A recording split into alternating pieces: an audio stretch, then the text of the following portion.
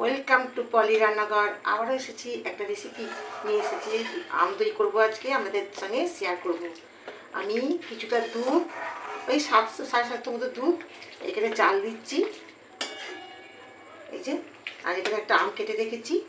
আমটা দেখুন খুব সুন্দর হলুদ। এটাকে আমি এবার চামচে দিয়ে বার করে নেবো।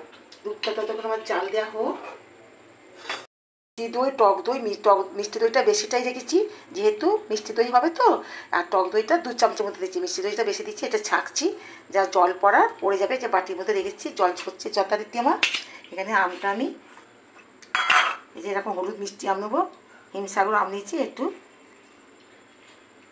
চামচে দিয়ে আমি বার করে নিচ্ছি।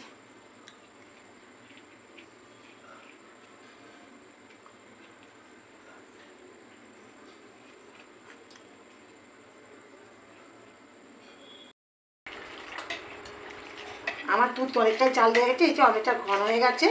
যখনই দুধ চাল দেওয়া হবে বারবার নাড়তে হবে, তাহলে তলাটা ধরে যায় না। ঠিক আছে, দুধটা খুব ঘন হয়ে গেছে। এবার আমি 1 হাতা দুধ এখানে একটু নিয়ে নিচ্ছি। আমি একটু আমুল স্প্রে এর সাথে একটু গুলে নেব।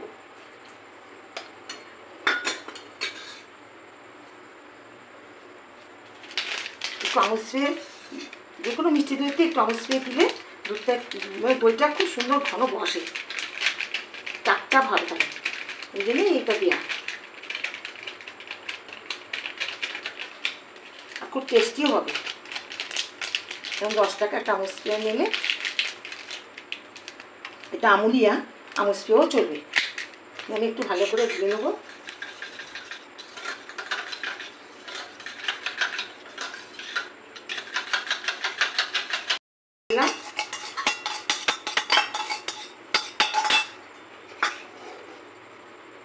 আবার একটু নেড়ে নেবো।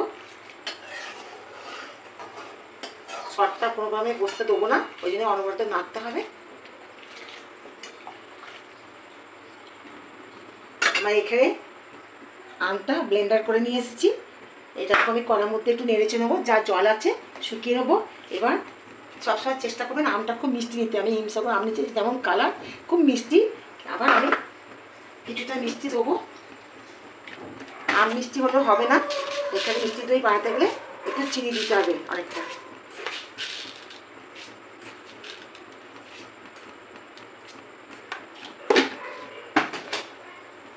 আবার আমি নেড়ে দেবো।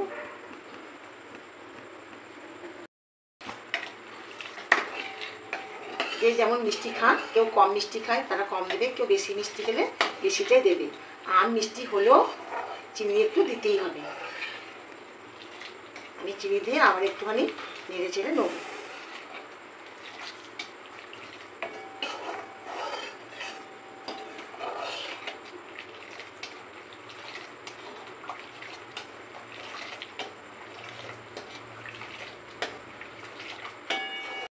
আমাকে দুধটা আবার একটু জাল দিতে হবে, কেন চিনি দিলে একটু জল বেরোয়, আবারও দুধটা একটু পাতলা হয়ে যাবে। সেই জন্য আমাকে আবার একটু ভালো রকম করে জাল দিয়ে নিতে হবে। আমার দুধ জাল দেওয়া হয়ে গেছে চিনির সাথে, এরকম ঘনত্ব আমি নিয়ে এসেছি। নিয়ে সাইডে রেখে দিয়েছি, দুধটা ঠান্ডা করতে দিয়েছি।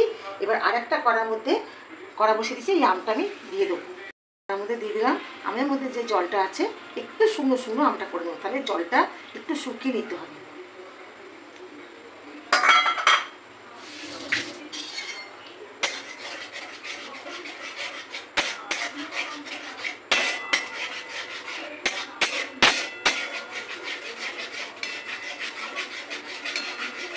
খুব সুন্দর পাকা আমের সেন্ট দিচ্ছে, যে নাচি করায় কালারটা দিচ্ছেন। অনেকে কালার দেয়, কিন্তু আমি কেন কালার দেবো, আমের কালারেই কালার হয়ে যাবে।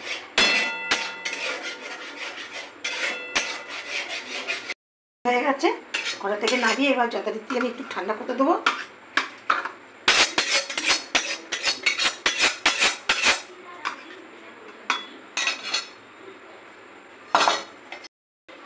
আমটা ঠান্ডা হয়ে গেছে, আরে দেখুন দুটো দই দিয়ে কি হারে জল বেরিয়েছে।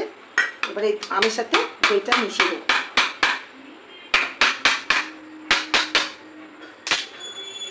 এই দইয়ের সাথে আমটা আমি ভালো করে ফাটিয়ে নেব।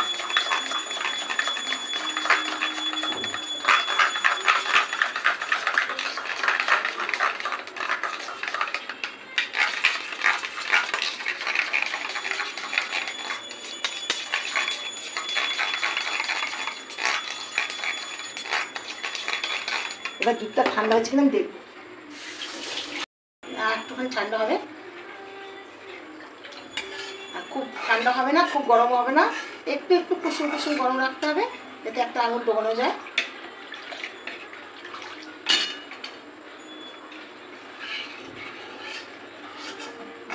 দুধটা আমার ঠান্ডা হয়ে গেছে। 1 হাতা দুধ এই আম আর দই মিশ্রণের সাথে একটু ভালো করে ফাটিয়ে নেবো, তারপরে আবার গোটা দইটার সাথে দুধটার সাথে আমি মিশিয়ে নেবো।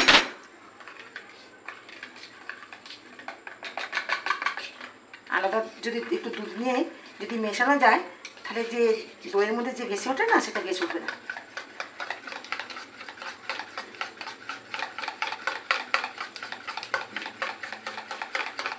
মিশ্রণটা আমি পুরো দুধের সাথে মিশিয়ে দেবো।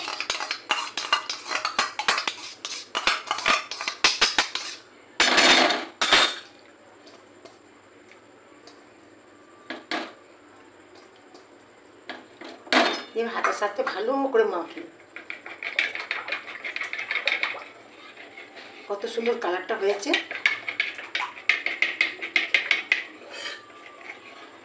ঘনত্বটা দেখুন শুধু।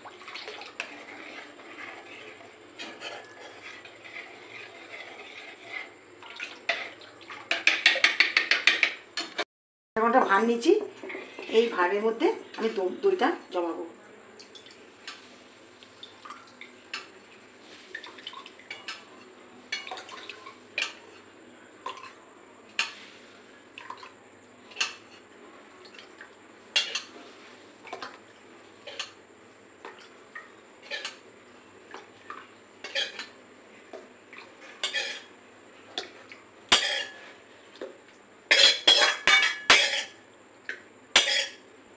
এটা আমি একটু চাপা দিয়ে দেবো। পেছনে একটু তোয়ালে রেখেছি, আর বাকি তোয়ালেটা এইভাবে আমি জড়িয়ে দেবো।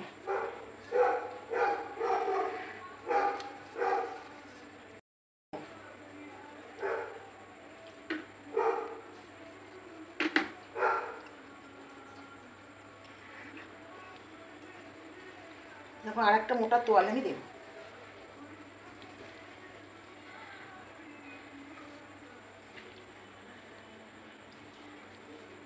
সারা রাত্রির আমি রেখে দেবো, 10-12 ঘন্টা থাকবে এইভাবে। তারপরে পরে আবার 12 ঘন্টা পর আপনাদেরকে দেখাবো কীরকম সুন্দর আমার দইটা উঠেছে, দেখবো। আমি এখন সুন্দর বলবো না।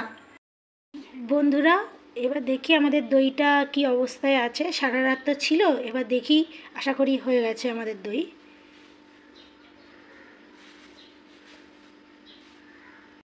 দেখুন আমাদের দই একদম রেডি হয়ে গেছে, একদম দেখেই বুঝতে পাচ্ছেন। দেখুন এত নড়ানড়ি করছি কিন্তু তবু দই একটু হিলাচ্ছে না, একদম স্ট্রেট রয়েছে আমাদের দই। এই দেখুন দই কিন্তু একদম পারফেক্ট বসেছে। এবার আমরা ফ্রিজে কিছুক্ষণের জন্য রাখবো, কেন এটা ঠান্ডা খেলে বেশি ভালো লাগবে। তো ফ্রিজে রাখার পর আপনাদেরকে আবার দেখাবো ঠান্ডা ঠান্ডা কেমন হয়েছে আমাদের দইটা। আম দই একদম রেডি, আগে দেখানো হয়েছে বার করার সময়, এবার ফ্রিজে রেখে এবার দেখাচ্ছি। দেখুন কিরকম চাপ চাপ উঠেছে, কেটে দেখাচ্ছি। আপনারাও এরকম আম দই বানাতে পারেন। আম দই খেয়ে আমাকে কমেন্ট বক্সে জানাতে ভুলবেন না, আর একটা শেয়ার, সাবস্ক্রাইব, কমেন্ট অবশ্যই করবেন। আর পাশে থাকার জন্য ধন্যবাদ।